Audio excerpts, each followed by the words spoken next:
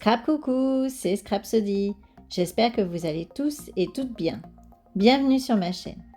Je suis enchantée de vous retrouver aujourd'hui pour une nouvelle petite vidéo en partenariat avec Milly la Fée. Dans cette vidéo, j'ai décidé de jouer avec la collection Esprit de Noël, mais pour faire une carte d'anniversaire. Étant donné que dans cette collection, il n'y a pas le mot « bon anniversaire », nous allons donc le créer de toutes pièces. Alors pour ce faire, je vais prendre les bandes de mots qui se trouvent en haut de cette page et je vais découper lettre par lettre les lettres qui m'intéressent et qui vont composer donc bon anniversaire.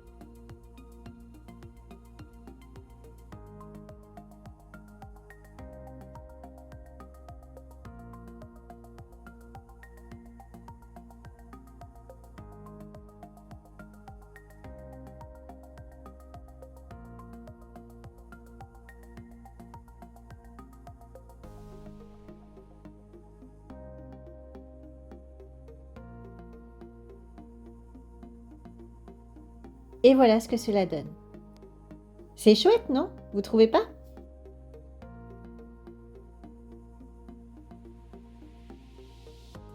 Et maintenant, je vais utiliser une étiquette de cette même planche pour coller chacune des lettres afin qu'elles restent bien en place.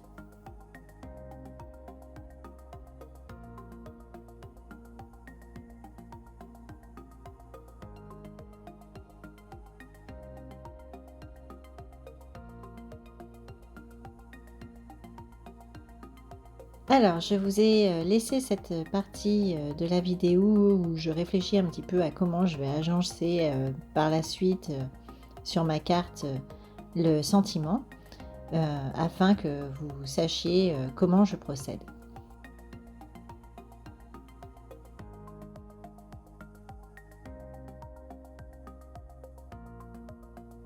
Alors, une fois que je me suis décidée, je vais reprendre chacune des lettres pour les ratiboiser un petit peu dans le sens de la hauteur. J'aurais très bien pu les laisser dans cette hauteur-là et les coller bien droites dans l'étiquette, ça fonctionnait parfaitement. Mais j'avais envie un petit peu d'avoir le bon anniversaire un peu collé dans tous les sens. Juste pour avoir un petit peu cet effet festif.